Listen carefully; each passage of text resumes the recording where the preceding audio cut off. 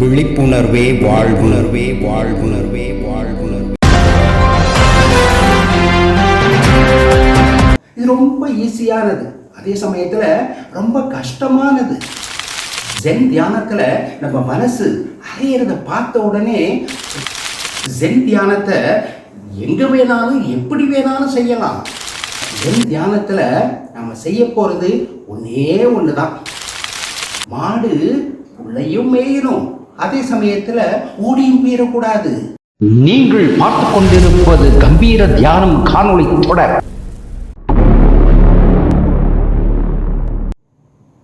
இந்த காணொளியில நாம ஜென் தியானத்தை பத்தி பார்ப்போம். ஜென் தியானத்தை ஜென்னு சொல்லுவாங்க. இது ரொம்ப ஈஸியானது, அதே சமயத்துல ரொம்ப கஷ்டமானது. ஏன்னா ஈஸியான காரியங்களை செய்யறது ரொம்ப கஷ்டம், இது எளிதானது. ஏன்னாக்க இதுல நாம சும்மா இருந்து நம்முடைய மனசை கவனிக்கணும், அவ்வளவுதான். இது கஷ்டமானது, ஏன்னா நம்ம மனசு நாம செய்கிற ஒரு காரியத்தில் அல்லது நினைக்கிற ஒரு எண்ணத்தில் நினைச்சு நிற்காது. அது அளவாஞ்சு தெரிஞ்சுக்கிட்டே இருக்கும். அப்படி தெரிஞ்சு எங்கே தான் போகுதுன்னு கேட்குறீங்களா? ஒன்று, கடந்த காலத்தில் போய் நாம் செஞ்சு முடித்த காரியங்களை அசை போட்டுக்கிட்டே இருக்கும். இல்லைன்னா எதிர்காலத்து கனவுகள் கற்பனைகளில் அப்படியே லயிச்சு போயிருக்கும். இந்த ஜென் தியானத்தில் நாம் செய்ய போகிறது ஒன்றே ஒன்று தான். அப்படி அலைஞ்சு தெரிஞ்சுக்கிட்டு இருக்க மனசை நிகழ்காலத்துக்கு கொண்டு வர்றது தான். காணொலிகளை தொடர்ந்து பெற இந்த வீடியோவின் கீழே உள்ள சப்ஸ்கிரைப் பட்டனை லைக் பட்டனை சொடுக்கவும். ஜென் தியானத்தை எங்கே வேணாலும் எப்படி வேணாலும் செய்யலாம். அதை உட்காந்துக்கிட்டு, நின்றுக்கிட்டு அல்லது நடந்துக்கிட்டு, ஏன் தூங்கிக்கிட்டு கூட பண்ணலாம். ஆனால் அலைபாயிர நம்ம மனசை கவனிக்கிறதுங்கிறது ரொம்ப கஷ்டமானது. அதுக்கு நிறைய முயற்சி பண்ணணும். அது மட்டும் இல்லை, நம்ம மனசை குவிச்சு கூராக்கி பார்க்கும்போது தான் அது பண்ணுற அந்த குரங்கு சேஷ்டைகளை எல்லாம் நம்ம கவனிக்க முடியும். இதுக்கு நாம் பத்மாசனத்தில் உட்காந்து முதுகெலும்பை நேராக வச்சு தியானிக்கணும். அப்படி தியானம் செய்யும் போது இந்த பத்மாசனம் நம்ம மனசை குவிக்க உதவும். நமக்குள்ள ஆழமா உத்து நோக்க உதவி செய்யும். காலை பின்னி வச்சிருக்கிறது ஸ்திரத்தன்மையையும் நாம நீண்ட நேரம் ஆடாம அசையாம இருக்கிறதுக்கும் பயன்படும்.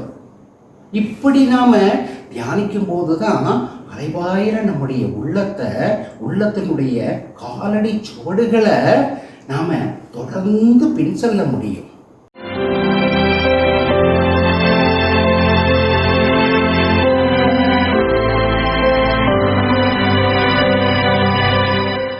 ஜென் தியானத்துல நம்ம மனசு அறையிறத பார்த்த உடனே அதை திட்டக்கூடாது, சபிக்கக்கூடாது, பலவந்தமா இழுத்துட்டு வந்து நிகழ்காலத்துல வைக்கக்கூடாது.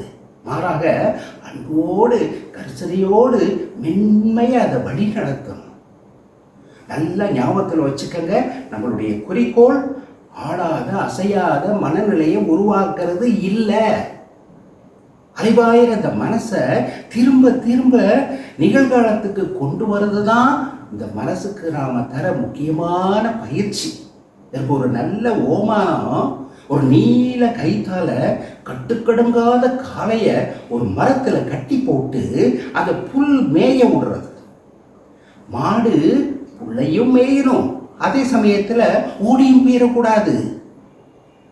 தியானம் செய்யற உன்னுடைய வேலை என்னன்னாக்க, நாம அந்த மாடு கைத்தை அத்துக்கிட்டு விழிப்புணர்வு இல்லாத காட்டுக்குள்ளையோ அல்லது கற்பனைகள் கனவுகள்ங்கிற தேரிலே ஏறி மேகத்திலேயோ ஓடி போயிடாம பார்த்துக்கிட்டே இருக்கணும். இதுதாங்க ஜென் தியானம். சரி, அடுத்த காணொளியில நாம சந்திப்போம். இக்காணொலியை கண்டு ரசித்ததற்கு நன்றி. இதை மறக்காம பதிவு பண்ணுங்க, லைக் பண்ணுங்க, இது உங்க நண்பர்களோட குழுக்களோட பகிருங்க. உங்களுடைய கருத்துக்களை யூடியூப்ல பதிவு செய்யுங்க.